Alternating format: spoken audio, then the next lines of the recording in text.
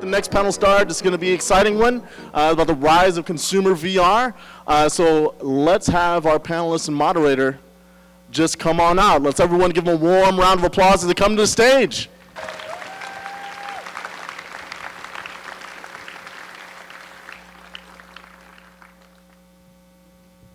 Hello, hello. Welcome to the first panel of what is sure to be a very exciting SVVR.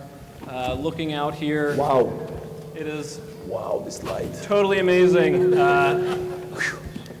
It is totally amazing how much I can see the VR community has grown merely from the difference between SVVR last year and this year. Sorry, getting a little feedback. I can't see how it's grown at all. See, that's why you have one of these. So we have a pretty awesome panel of people here who are going to talk to us about the rise of consumer VR. So we've all been talking about how consumer VR is coming, but there's now a bunch of really exciting targets on the board for some of the biggest hardware, that'll be launching anytime soon. This is some of the world's most advanced VR technology, and it's coming to consumers soon. And a lot of the people in the room are responsible for this, and a lot of the people on the panel here. And I'm going to introduce those folks. First, we have Clay Bravor, who is the Vice President of Product Management at Google, where he leads VR and apps, and joined Google in 2005. Has been involved with a number of projects across the company, including Search, AdWords, and AdMob. We have Amir Rubin, who is the CEO of 6 Sense. And he has over 20 years of experience developing products in the fields of simulation, video games, virtual reality, and motion tracking. We have Palmer Luckey next to me here, who is the original founder and designer of the Oculus Rift. And before starting Oculus VR, he worked as an engineer at USC's Institute for Creative Technologies, where he contributed to research and development of virtual reality systems and head-mounted displays. And we also have Nick DiCarlo from Samsung. Nick is the Vice President of Products and Virtual Reality, and he's leading Samsung's VR efforts in the United States across channels, hardware, services, sales, and partnerships. And so with consumer VR really ramping up to this takeoff point, I want to understand, to start from you guys, what will be that moment where you felt that your work that you've contributed to has actually made consumer VR exist? So to give you an example of what I'm talking about, for me, consumer VR will be here when my friends who know very little about VR, they're just kind of general technology users, when they can go to a store, buy a headset, plug it into their computer, put it on, and we can play poker when we are spread out across the entire country. For me, that is like consumer VR is here. So I want to get an idea of where is that benchmark? What is that moment or experience for you guys? And Palmer, if you go ahead. I don't know if I'd see it that far out, where for people to say that consumer VR is here. I don't know if you have to have people who are non-gamers, mainstream type people all doing things like playing poker socially. I mean, there's lots of consumer products that only target this small audience, and they do that for the lifespan of the entire company. Virtual reality, obviously, I think we all want it to become bigger, to go to a bigger audience, to provide a bigger audience so that developers can make more money, so they can pay their bills. But I think that as soon as there's products on the market that let people spend money on content, that let them buy a headset, use it at home, and start, buying things, I think that is my low benchmark for consumer virtual reality kind of being here, because up till now, up till the last couple of years, that's never really been the case. For me, it all started as a reality. I mean, I felt we are here when Samsung came to us back in, I would say almost 2 years ago, with their 3D printed head mount with an S4, and basically saying to us, just try and you'll see what we are working on. And when we saw that, it was, for me, a clear message that, VR is here. It took a year later, and they released, the first Note 4 with the first Gear VR, together with the Oculus tech. And from that point on, I'm looking at what they're doing. I'm looking at what Google is doing with the first cardboard coming out and introducing it to the masses, and then, the things that I'm looking forward from Google coming forward, in the next few years. I'm basically saying every mobile phone from Note 4 going forward is a VR-enabled phone. Talking to Verizon, talking to AT&T, I asked them straight out, meeting them 3 weeks ago in New York in a big event, what will it take for you to give these head mounts for free? The headsets, and they're saying, we just need VR to be popular. We need some killer apps, and we'll definitely, if this helps us to sign people for a 2-year contract, we'll never stop it. And therefore, I'm looking at VR is here, and specifically to answer your use case. If you go back outside to the Sixth Sense booth, and you'll see we have 3 players enjoying a lightsaber experience. One is shooting with a blaster, another one is defending with a lightsaber, and another one is spectating the experience of all. Social VR is here. Mobile is going to make it accessible to to hundreds of millions of consumers in the next, couple of years. And therefore, I think it's time for everybody to accept that VR is a medium that is going to take a significant part of the overall digital media pie. All yours. Yeah, I think that just to build on what Amir and Palmer said, if you think about it, the technology works. It works awesome. And now it's just like sort of consumer acquisition things like distribution and awareness. And apps, we've got, merchant paid apps. The JAM results are, overwhelming number of applications submitted to that. So it's really, really close. It's just more about awareness and distribution, I feel, at this point. I guess I feel a little bit differently. I don't think there's going to be one line in the sand where we all say, oh my God, okay, consumer VR is here. I think it's, but we'll likely be on the other side of it when we see some intersection of, I think, ease of use. The thing needs to be easy to set up and use. A normal person, like not one of us, needs to be able to set it up and use it. It's got to be very high quality, and then the content's got to be there to bring you back, to give you a reason, to put these weird goggles on your face. And so I think, I don't know what the outward sign of those 3 things intersecting exactly will be, but I kind of think we'll know it when we see it. And then for me personally, my goal, my college roommate studied sociology and religion and lives in North Carolina, and VR is about as far from the top of his mind as anything. And so I have my own kind of personal benchmark when he's got something that we all build and uses it. That'll be another moment. But I think that's further out, and I think, as Palmer says, we're not that far from the intersection of those first 3 things. Just going back to what Clay just said, I have a personal goal. Some of you might have heard it, and it really comes down to my wife. The moment I see my wife willingly putting the headset on, we made it. All of us made it. Just for the record, that's already happened. I've got a great wife, and she, We'll all have been successful in by that. Amir's benchmark, we're already there. And at least in my household. I just need your roommate's address. That could be arranged. That would be good. That would be good. I would like that. So that actually gives us a really nice segue into my next question. This was touched on in the keynote that we just heard earlier. The demonstrative power of VR is like incredible. You can put someone into a VR headset who's never tried it before, and they can come out and say, this is the coolest thing I've ever seen. I've never seen anything like this before. When can I buy it? But the challenge is actually doing that. So everybody in this room is likely to have had that moment and maybe even introduced other people to that. But there's this kind of fundamental issue with how do you scale that so that everybody has a chance to see this. In the world of video games, you can go to a Best Buy and you can play the latest game on a little kiosk there on a console. Do you guys think that in-store VR demonstrations is going to be crucial to the adoption of these products? I can take that because that's exactly what we are doing now.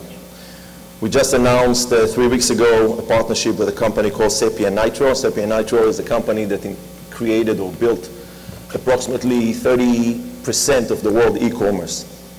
And the reason we did that is that we are looking forward to handle exactly that problem, the problem of getting consumers introduced in location-based, in the retail space, to VR.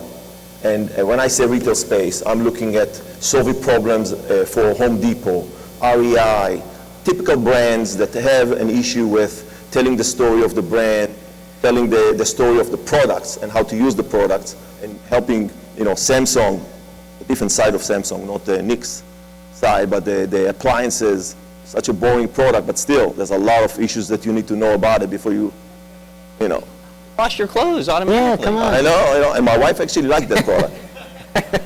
But for me, it's solving problems and enabling all these location-based or brick-and-mortar retailers to get VR, which is a better way to train. We've been doing training in VR for over 7 years now. And training for welding, training for operating crane, handling hazardous material. We have developers in all those and actually applications, products out in the market. And my point is, we'll put these kiosks out at all these retailers, at all these locations, and that's the way people will realize, VR is really a better way to interact with digital media from every aspect of life, not just entertainment. It's a better way to educate, it's a better way to train in education, it's a better way to health and rehabilitation. It's a better way to do almost everything. So therefore, for me, yes, it's going to go in retail, it's going to educate people, people are going to be so impressed, they're going to go home and talk to people. We're making it also social. So from the location base, you will be able to call using, everything we're doing is using mobile technologies. So you basically put your phone in, you're going to have a Gear VR or a cardboard, but you'll be able to put your phone in, call your expert buddy that knows how to build a deck at Home Depot, and then they can help you right there make the right decision on the wood, on the paint, on the drills, and that's the way we're going to get it out to the masses. At least that's one of the ways that I think is going to be important. Yeah, I mean, we put Gear VR at CES, Upload, Sundance. Verizon put it at the Super Bowl. We put it at the NBA All-Star Game. We put it at South by Southwest for 10 days. 100 doors of Best Buy demo in February. At the end of this week, that'll go to 350 doors of Best Buy demo in probably every major city in the country. By the end of the summer, it'll be in all the large format Best Buys around the country. We can go and get a swivel chair demo. Get to see some awesome new content from Cirque du Soleil. Get to play a game.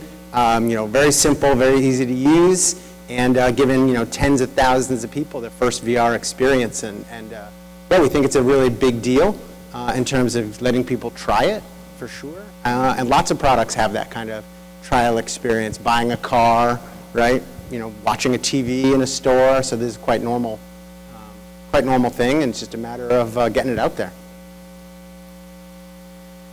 And with those demonstrations, and especially as we're moving to very active VR experiences where you can move around a large space or you might even be wielding controllers, there is, I think, maybe a possible risk of lawsuits getting in the way. Do you guys see this being an issue to adoption? Do you think there could be some problems here in terms of all of the things that need to be signed or agreed to? Ben, I'm going to stop you. Nobody on this stage is going to comment on that. Just comment. Why lawsuits? I just don't understand the lawsuit. Where is it coming? Liabilities, you mean? Liabilities, yes. First of all, Hey, Palmer's trying to help you out, man. Come on. no, I think it's an issue because every time I speak to the media, especially mass media, they don't know anything about what we're trying to do, and they need to be educated. They are all coming to me with this motion sickness thing, and I tell them, look, motion sickness is true. It's been there in the 90s, and we worked for 20 years, and now it's really not there any longer. And it's definitely not going to be there when it's going to be in consumer VR. So developer kits, it's for developers. That's why Oculus sells developer kits. That's why the innovator edition of Gear VR, the actual consumer product of all these are coming later this year or next year. I can tell you that when we make our motion tracking work with every one of these. You know, we work with Cardboard, we work with Gear VR, we work with Oculus, and we work with Vive, we work with everyone. We eliminated, at least at our level, we eliminated motion sickness, and we really don't have any other liabilities that we see. And we added, you know, a border that allows you, the consumer can put and take responsibility for the play zone. So you can, in setup, you can set it up to avoid your chair or your bed or whatever in a dorm. All that it will be taken care of. It's going to be just like any other medium. And it's not going to be a big risk, but it's true that I'm the only one who can answer this kind of question. Like, I would build on Palmer's answer. Like, I would just say, like, when the phonograph was invented, everyone thought the killer use case of the phonograph was going to be recording the words of the dying, the last sentences. Like, that was going to be the use case. And I think we're kind of, from a popular media and rules and regulations standpoint, you know, in a similar place where we've got a lot to sort out. And then back to what Palmer said. I agree. Great. Well, I'll take a stab at this next one, but it may end up the same way. For anybody here, what's your answer to critics who say that VR's effects on human physiology is not well studied enough to be put out to the mass market? I would say they don't know what they're talking about, you know, because it's been out there for longer than the phone. I mean, the same people that saying that I put my phone to my ear, they don't have any research to back it up. And the same thing is, we've been doing VR, you know, and Palmer, you know, talking about going to USC. You know, the VR being in use in military, in medical, you know, simulation, medical training. It's been in PTSD treatment for almost 30 years now. There's so much information about it. It's nonsense. Anybody else? Nobody's going to say it. Let's try one more here.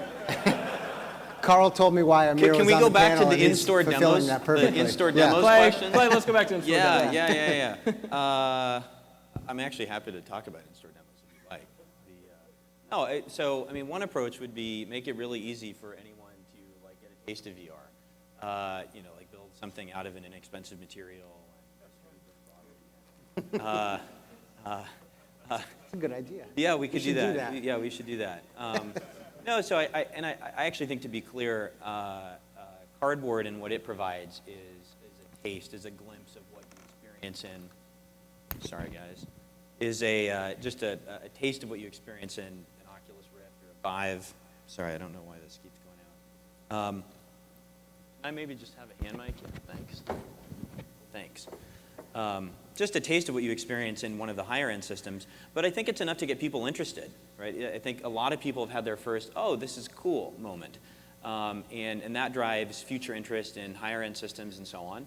I think the other thing is, like, how many of you, when you got your first DK1, DK2, when you had friends over, you're like, you got to see this, right? It's like, no one did that? We don't have no one, Oh, right? it's everybody. Yeah, everyone did that, right? And so I think there's going to be a natural just enthusiasm from people who've seen it once, and these devices are going to be in market soon, right? 9 months from now, and I think that will drive as much growth, interest, and so on as, you know, having some like awkward in-store demo. Though I think there's a place for that. So anyway. One question I've had is, how do we call Cardboard in its current incarnation and what DK2 or Vive are doing all the same thing? Is that confusing for consumers?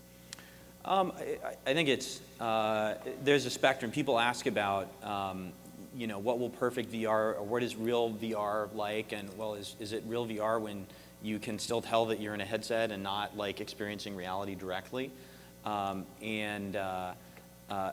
you know, we have no illusions that Cardboard provides the same level of experience, right? I think I just mean from a marketing perspective, like communicate. It's not a dig. It's more. Of Sure. How do we explain this to regular people, right? Because they get this, you know, festival experience. You They want get me the cool to piece say of how cardboard. we explain it to regular What's that? Do you want me to say how we explain it? Because we have to talk I would love that. for the purpose of taking it away from you explaining the Google angle. Sure. Yeah. Sure. I mean, I'm happy. So to we come back. we have to explain Cardboard because we work with Cardboard, which the good thing about Cardboard is allows you to use any phone. You don't have to be locked to a specific phone. So when I go to people and again, we went to New York and we had like, 4 different, stops for the media. The first one was cardboard, because cardboard is the least threatening. Right? You take the cardboard. First of all, I showed them that I just bought it for $5 from Amazon. They love that. They take it, they put it on, and they see the experience. You're running in the streets. They immediately realize, okay, VR is something different than what we imagined. They don't, especially for those that never ever experienced anything like it. It is an icebreaker. For me, for a developer, for all your platforms, it's an icebreaker. Then I can persuade that nice lady from this marketing publication that for her the hairdo was just an investment of $500 to come in and put Gear VR on, knowing that what you just experienced on cardboard, it's making it worth it. Now she's putting gear on. Now she's having an experience. Now we had the Wild. We got the Wild from Fox. We put her into the Wild in gear. So step 1, step 2. Then we took her to the DK2, and then we continue with our multi-user and the virtual commerce experience. Yeah. But the point is, every piece of it is critical. The fact that there are almost in 1 million hands is helping you more than all the marketing dollars that anybody allowed you to spend. Yeah.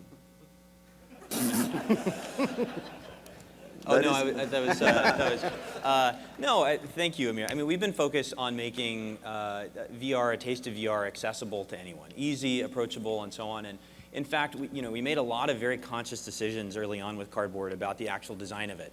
It does not have a head strap. It won't have a head strap because, right, it should be easy to put on, take off. And just as importantly, right, we know that the motion of your torso, you can rotate about 1/4 the speed of your head, makes it a much more comfortable experience. We obviously had the decision to make wider field of view optics when we started, but we made them narrow, more comfortable, and so on. And so we've been thoughtful about making sure that Cardboard is a good introduction, again, to the ramp of VR. I'm not sure what specific word we use for it other than that, but that's how we think about it at Google. All right, well, let's continue along on our way here. See if I can go for 3 strikes. Adult virtual reality, AKA porn. Who wants to talk about it? Nobody? I think Amir has some thoughts on the subject.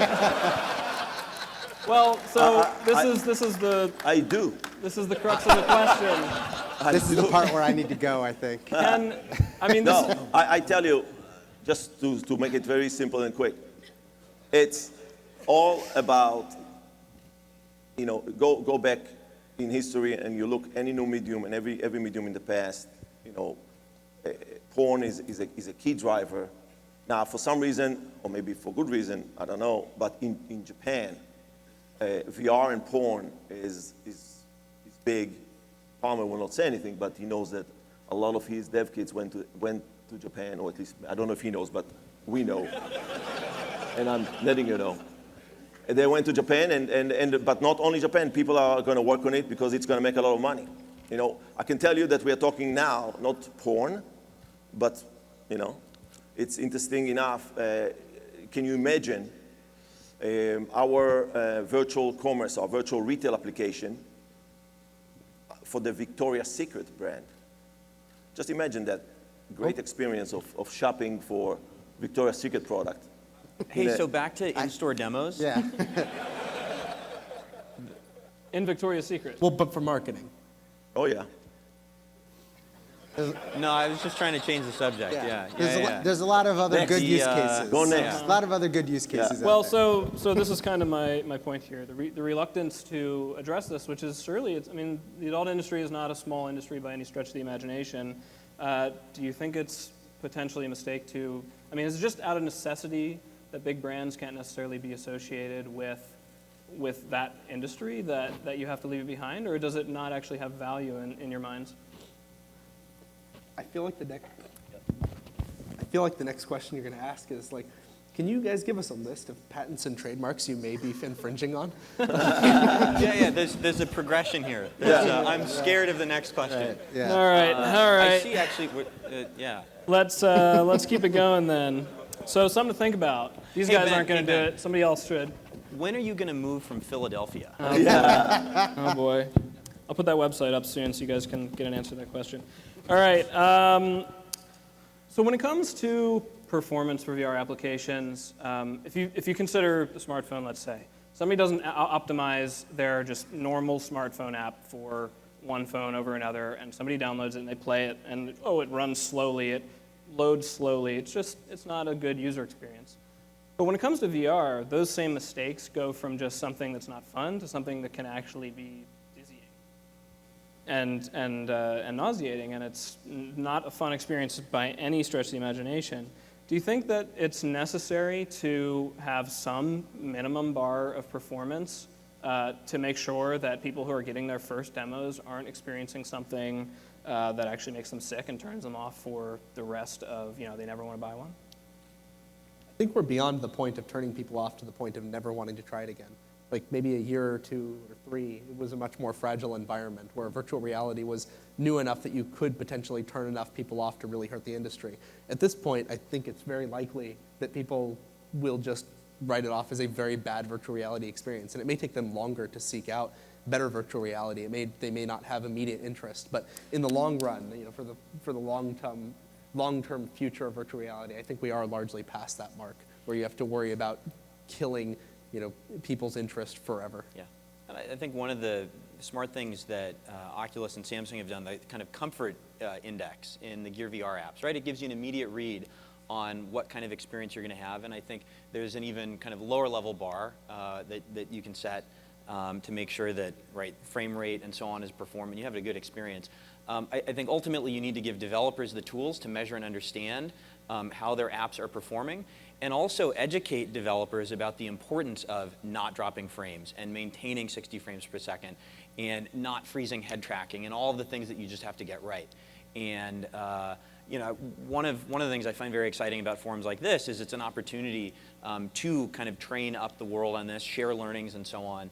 And I think it's kind of on all of us to help the world get better at developing these applications. We're not there yet. So as we're approaching the launch of this stuff, we have some obvious use cases. We have social, we have gaming, there's video. What do you guys see that is a really cool potential use case that's just not receiving all that much attention as we kind of lead up to a big launch, if any? I think the use cases are, it's very focused on entertainment right now. It's of course right now because of the current generation of hardware, we are on mobile again, specifically mobile. We are focused on movies and 360 video type experiences. Obviously, both Oculus and the Vive are focusing on gaming, on their desktop applications. But I look at we just crossed 16,000 to 16,100 developers that downloaded and working with us and told us what is the application they're working on, not the application, the specific category, the industry. And I can tell you less than 20% are entertainment. The majority, actually not the majority, but over 35%, it's in education and training. The next category is health, digital health. People are developing applications that I think are going to revolutionize healthcare with VR. I think that what I've seen people are doing for autism, if you saw, I have goosebumps right now when I think about what this is going to do to autism, education, personalization of treatment for kids with any kind of behavior issues, and that's just the beginning. I think you have education, training, you got healthcare. These are the applications. I recommend all of you to find a guy called Walter Greenleaf, which is probably speaking in one of the panels.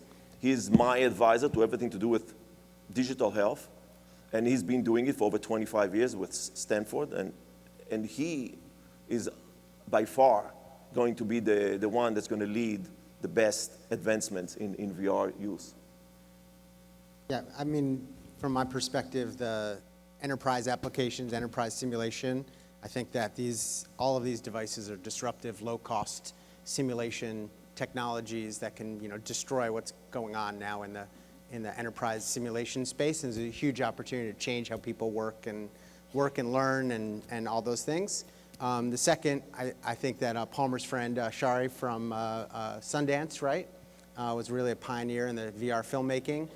That's such a huge medium, and it's going to be really, really interesting for a long time. And then the third one, which I don't think gets very much attention, although I like to say it in these forums, hoping somebody smarter than me comes up with it, is it's sort of like the Instagram, Twitter, like an application or a service that is native to the platform that it was born from, and you can't really imagine it on a different platform. Those types of solutions for VR, where it's like, oh, this is what you use VR for. Like camera phone, 10 years until Instagram showed up. Now it's like, oh, that's what you use a camera phone for. I got it. Okay, cool. And so that's what I'm hoping for, out of this community as this scales up. I'm going to be contrarian. I'm going to say that there are very few applications where virtual reality isn't getting attention. Like to say, where are things not getting enough attention? Things like PTSD treatment, autism treatment, mental health treatment, enterprise, simulation, military, medical. I'd say they're all getting tons of attention. It's not, there's no media blackout on these things. And in fact, I think they're probably getting more media attention than they would even, I want to say deserve, but I guess then they would normally warrant just on the size of their market. I mean, you could dominate the entire medical virtual reality market. There's a lot of dollars in it, but there's not going to be a lot of companies, especially with the current regulatory environment and how these kinds of treatments go out there. There's going to be a couple players making a ton of money, but it's not going to be a lot of headsets. It's not going to be a lot of developers. That pie is going to be a decent pie split between a few people, probably led by people in the medical industry who already know how to navigate that crazy regulatory environment. Same thing for enterprise, same thing largely for military simulation. Despite that, it gets a ton of attention, more so than the entertainment and I'd say education fits in here too. They get a lot of attention compared to the probably 1% to 2% of the market that they're going to get. And there's two ways to think of it, in the long term and in the short term. In the very short term, entertainment is going to absolutely dominate the things that are done in virtual reality. It's going to be by far the largest segment for sure. In the very long term, entertainment and education are probably going to be the two biggest things that everyone uses. Military, enterprise, all that. It's going to remain a very tiny market as a whole. And that's one of the reasons we're seeing virtual reality coming back so fast. It's not because of enterprise, military, or medical. If those industries were enough to drive virtual reality or be a significant part of the industry, they could have driven the technological advances themselves. But that's not what we're seeing. We're seeing companies like Samsung get interested because finally there's consumers, hundreds of millions, potentially billions of consumers who want to use this in their everyday life. And enterprise, military, emergency response training just doesn't fit into their everyday life. It's going to end up being probably a very small portion of the pie. And that's one of the reasons that we see the military and medicine moving towards standard consumer equipment, with different encryption technologies, and making applications that make it more of a fit. But pilots are using iPads in the cockpit now. Doctors are using iPads for all kinds of medical uses and checking patient documents. Never would have. Barack Obama's BlackBerry. Yeah, and that didn't happen, and it's extremely secure. But the technology wasn't driven by government or by the military or by medicine. It was driven by consumers, and they latched on to save money and do a better job. I think VR is going to kind of follow a similar path. Consumer VR is what's going to drive all of these things. Everyone else is going to kind of hitch on the back and make quite a bit of money off it. But I don't think that they're missing out on media attention that they warrant. I agree with that. The shift that I see that I think is so exciting is, whereas maybe in the 90s, VR was like, oh, how could we apply this kind of bizarre, narrow technology to some weird use case like oil drilling or like automotive design? It's like, how many people design cars? Like, not that many. Instead, the kind of world is now asking the question, okay, virtual reality, what is the use case for reality? And thinking about the use cases in reality, and it turns out reality is useful for a whole lot of things, and I think we see that in the diversity of Well, I'll be a non-controversial statement, and obviously it's not only what is the use case for reality, but things that you couldn't do without synthetic realities, training and so on, that would be impossible. or costly or violent or ugly or other ways to actually do in real life. And so I think that mindset shift is one of the reasons we see such broad interest from, and we've hit on all the things here. If I can counter that, just, I'd say it's not just that there's been a mindset shift. You said, in the 90s, people were trying to shoehorn virtual reality into these industries because it was a hot new thing. I would say we actually suffer from that problem a lot more. Like, there's a lot of sane people using it for reasonable things, but I'd say there's more people now trying to shoehorn virtual reality into places it doesn't really have a place than even in the 90s, because it is much bigger than it was back then. And one of the things that we have to deal with is... My point was more about there being now a pull, right? Yes. And it may be an over pull instead of Well, exclusively like a most push. people are pulling in the right direction. Yeah. It's not just this group pulling in the right Yeah. direction. But I mean, it is worth thinking about. There are a lot of people, I think, trying to shoehorn virtual reality into their latest thing, whether it's their marketing campaign or their movie campaign, or trying to make it part of their fitness tool. And they're not doing it because it's really a good fit. Virtual reality is not a magical cure-all that makes your product relevant or good. What? It's just the hippest new thing. And a lot of people are trying to hitch off, making it that latest new thing. And like, look, our startup, we have a VR port of our application. It's poorly implemented. It doesn't add anything, but it's virtual reality. Social, local, mobile, and VR. Exactly. Done. Solo mover. Invest. Awesome.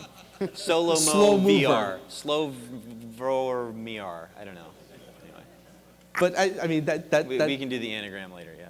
But I feel like that is something that's something to be aware of in VR. That VR is not a perfect solution to all problems in every business and every piece of software, like some people imagine it is. It really is only a good fit for certain things, and as it gets better, there's going to be industries that today don't make any sense that eventually do make sense. So just like to let everybody know as we move into our next question, I'm going to try to save some time at the end for questions. So keep your seats. We still have a couple more questions, but we're going to try to get some from the audience. So start thinking about them, and let's try to keep them oriented toward the rise of consumer VR. So that opportunity will come soon. So the next thing I'd like to talk about is actually probably applies to a lot of people in this room, and maybe people who will hear from outside of this room who are kind of on the edge of this industry, very interested, but maybe not necessarily working in it. Maybe they want to be working in it. The industry doesn't build itself, and while we have a whole bunch of talented people who have jumped in there, there's surely going to be even more talent just from an employment standpoint needed to power this crazy curve that this industry is on. What would you say to somebody who says, I'm just a technical person, but I want to get involved in the market? What is kind of a really good entrance way for them to start learning? Where could they fit? What kind of people do you guys find that you need in your companies that you maybe don't have enough of? Comes down to the ability to develop and publish applications, which hopefully are going to be killer apps for mobile VR. For me, if you are Facebook or Oculus and you have the money to spend on AAA titles for PC, that's going to be, in the market, within the next 2 to 3 years, meaning enough install base of PCs, that's great. But my message always, for the last, over 18 months, from the moment we realized that mobile VR is real, is just get yourself up and running on developing, for now, Android.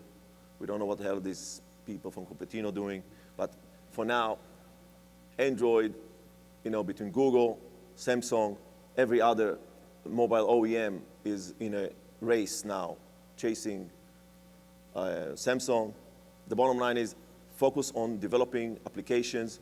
You will have hundreds of millions of VR-enabled phones in the hands of consumers within the next 2 to 3 years. That's how you're going to monetize. My perspective, what's That's exciting a very aggressive target. that what I didn't know about those Forrester. plans. What's exciting about VR for me is I think for the last kind of 10 years, a lot of what happened, the rise of tech companies, internet companies, is you're going to go study computer science if you wanted to participate in the core of that. Software development and so on. And VR is so broad in a couple dimensions that like electrical engineering and really understanding things all the way down to the silicon is directly important to the future of VR, as are other kind of arcane disciplines, optics and systems integration and so on. They're the more obvious things: computer vision, high-performance graphics and rendering and so on. What's just as exciting about kind of the breadth of technical skills needed to participate in VR is actually the importance of the creative side, again. And I think we're going to see a real kind of renaissance in creative direction, 3D animation and rendering, film. And if you're, I don't remember if it's left brain or right brain, but if you're more creatively inclined than technically inclined, I think there's tremendous opportunity, whether you're in film school or learning how to get great things from Maya or RenderMan or whatever, to really go deep on how do you build beautiful, engaging experiences for this new medium. And so just the breadth of the skill set needed, I think, to bring up not only the hardware but the software to actually run it, and then I think just as importantly, beautiful, compelling content, whether that's kind of more cinematography or interactive games and so on. I think it's going to require a very broad range of skill sets, and I think it's pretty cool for that reason. On the angle of the creativity, the whole world is sort of oriented in this rectangle, right? A stage is a rectangle, and television is a rectangle, and a movie theater is a rectangle. And so you go and try to film a concert in VR, and it's like, oh, I don't know, it's not as good as like it probably could have been, right? So it's as you think about the storytelling, just changing everyone's frame from how you tell a story that's around you, whether it's a game or a film or educational or whatever, an interface. It's just a paradigm shift as we, 80 years of maybe longer of thinking of things in rectangles. And it's such a kind of weird, warped thing that I've kind of got myself into here, so I'm going to stop now. I'd say it's the people in the games industry that have that broad breadth of skills, the people who understand hardware deeply, that also understand creativity deeply, and who understand how to make real-time immersive 3D environments. I mean, there's going to be people from outside the games industry getting into virtual reality for sure, but I think that what you're going to see more of is people from the games industry getting into other parts of VR, whether it's real-time cinema, education, or even, health, military. All these people, I think, are going to come from the games industry for the next few years, not because they're necessarily, the perfect skill set, but because they're the only people out there in the world with a very closely matching skill set to what you need to make really great virtual reality content. That might change over time. Like you're starting to see schools already having their film programs considerations for immersive media. And that's going to be really interesting to have people coming out of college and into the workforce with knowledge of virtual reality and creating content from the start. But the games industry is powering every facet of the virtual reality industry right now, even outside of games. So those are the people that, if you want to get into virtual reality, you should get into all of the things that are related to games. Like you said, learning how to use tools, learning how to tell stories, learning how to make really beautiful things. It's basically the same skill set right now. So with that, we've got about 15 minutes left, and I'd love to get some questions from the audience. Bruce, can we get some mics set up? Bruce, do we want to get lines going, or what's the best way? Yes, let's go ahead and do that. Let's have some people come up with lines and Get a line in each of the on each center end. columns here for people with questions. Appreciate it. And just a reminder, we are focusing on the rise of consumer VR. And other controversial subjects that Ben decides. Apparently. So controversial. Starting over here. Lee from Passing Lane Media. One of the things that I've been looking at are early opportunities. Obviously, as Lucky eloquently put it, we're all going to hitch onto the back end of VR and monetize. I find it interesting that we have, I'm going to say probably 90% male audience here. We have a 100% male panel, and no one wanted to discuss adult entertainment. It's not my industry, I'm mainly automotive. But I think it's interesting. One of the things that I look at is sort of the VHS and beta war, and the fact that adult entertainment, I think, backed VHS. Everyone ended up with VHS players. Beta, although it was a better product, fell to the wayside. I think we may see that with Apple and their closed, I guess, system that they have and it makes it very difficult to put files on. And whereas on Android open source platform, you can drag and drop files. There you go. There's no one locking out the VR content, so you don't have these gatekeepers like you do with Apple. Do you guys see adult entertainment as a major driver like it was with VHS and beta and like it was with e-commerce adoption early on? People were not spending a lot of money with e-commerce in the early 90s.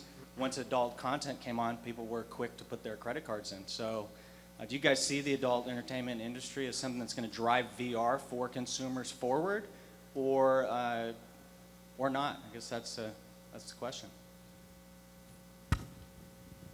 Yeah, sure. I think I mean, Ben's question was not good enough.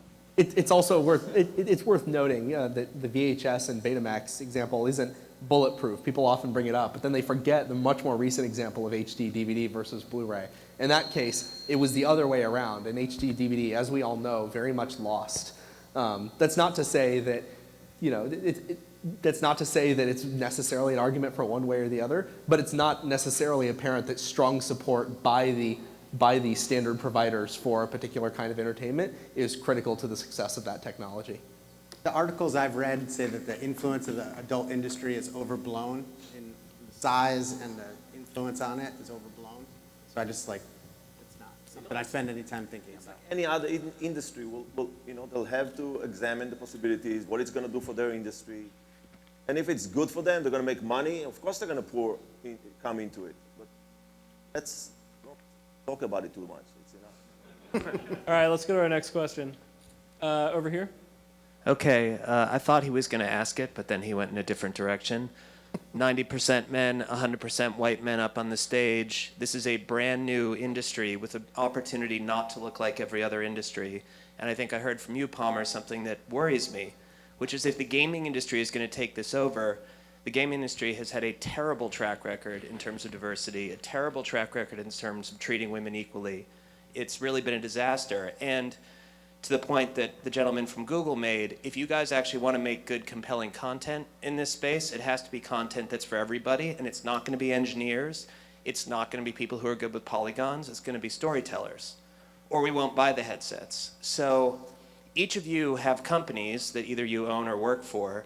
Are you guys making attempts to actually diversify your workforce, diversify your creatives, and not look like the same old bunch of white guys? I emphatically agree with the spirit of the question. I emphatically agree with the spirit of the question, and I agree, and I am but one person from our team, and not everyone looks like me, and I think it's going to be incredibly important to bring something meaningful to the world, and by the world I mean everyone, right?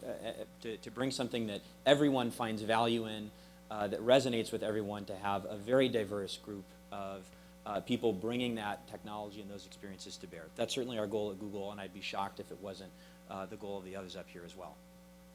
Yeah, I mean, to the end, Milk VR is being programmed as a mainstream media outlet. We just launched 3 separate series with Refinery 29, which, raise your hand if you know what Refinery 29 is in the room. It's going to be pretty uniform who doesn't know and who does know of that group. And so we're trying really hard to make a user experience that's easy, content that appeals to different groups of people, and think of things just beyond the sort of typical sort of young male gamer world that is very natural and obviously desirable for VR as an emerging medium, but is not the only market. We are fully focused on enabling, for commercial reasons, to enable content to be focused on women. And the main reason is that women makes most of the decisions, what people buy at home, what families buy. And whether it's buying entertainment products or even buying, specifically for families, buying education or just buying, like e-commerce. And what we've done, we specifically teamed with a company. We were talking to both Omnicom and Publicis, which is the 2 largest advertising companies in the world. And then Publicis gave us a creative director, which is their creative director that runs VR. And Seppi and Nitro, again, one of the largest advertising companies in the world, she is a brilliant storyteller, and she is, without a doubt, a woman. And she is, without a doubt, focused on telling stories about fashion and telling stories stories about family and telling stories about brands. And she believes, and specifically the whole Sepi and Nitro team believe, all the way up to the new owners of the company with Publicis, that there is a unique opportunity in telling stories and telling stories to their consumers and their consumers, to their clients' consumers, and that is the majority of those are women. To give a non-fashion example, the producer of our NBA Keys to the Game show is named Nancy Bennett from Two Bit Circus. She's one of the best filmmakers out there, so hopefully she gets some work off of that plug. Nancy. It's also worth noting that this isn't a short-term problem. I mean, it's easy to say, we support diversity. Yes, we want to have more women or more of any group in the virtual reality industry. But I do stand by what I said, where virtual reality is going to be driven largely by the games industry, not because of the attitude of the games industry or because of the people they hire. The reality is that most people with the skills required to make real-time 3D environments and to make compelling stories are in that games industry. A lot of whether you see it as a positive or a negative, a lot of that character is going to come into the virtual reality industry. If we want more people in the VR industry, I think there's a big opportunity as it expands to more people than just gamers. But when I said that it's based on the games industry, it doesn't mean that that's the content that's going to come out of it. I think that and if you're a good creative and you're in the games industry, you can make content for any market. It doesn't have to be for young white gamer guys. It can be for anybody. But the industry also isn't going to change overnight. If there's a certain composition, especially if it's dominated by that group, it's going to be very difficult to achieve real balance without trying to solve the core of the problem and looking at it in a more long-term way. And building on what Amir says, I think that a lot of it is going to be market-driven. Women are going to want to use virtual reality too. It's not going to be just a thing for men. And while there might be a lot more men in the games industry right now, as virtual reality expands, it's natural that there will be content that appeal to both genders or to women or to any other group, because that's going to be the way to make money. But we must do some serious kind of division between, you have desktop VR and you have mobile VR. I agree with Palmer on the desktop VR. It is going to be gaming. Only gamers will be willing to spend the kind of money it takes to buy those PCs. That's actually not what I'm saying at all. No, I didn't say I didn't say that's what you're saying. I'm saying that's what I'm saying. But I'm going with you. But you said, as Palmer said. Fair that, as Palmer said, on the gaming. Now, gaming, desktop VR will be driven, in my belief is strictly from gamers. I believe there's other applications, but the majority will be gamers and gaming developer. And for me, in mobile, you look at who plays games on mobile devices, it comes down to there's a very big percentage, if not equal percentage, women use entertainment on mobile devices. But again, you go and look at what VR is enabling. I think women, both for development and development of content and applications and across all industries, I believe in mobile VR, gaming will be less than 20%. And I put interactive, which is what's going to actually make VR successful, an interactive medium. It's all going to be in mobile, and it's all going to be across the board. Every application, every industry can benefit from VR. Thanks, Amir. Let's go to our next question over here.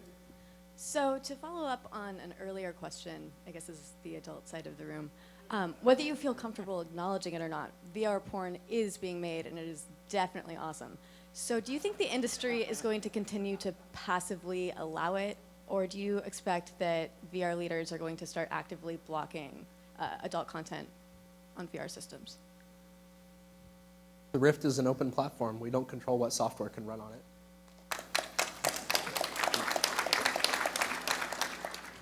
And that's a big deal. Thank you. That was good. That seems to be all. We'll take a question over here. Yeah, it's going in a different direction.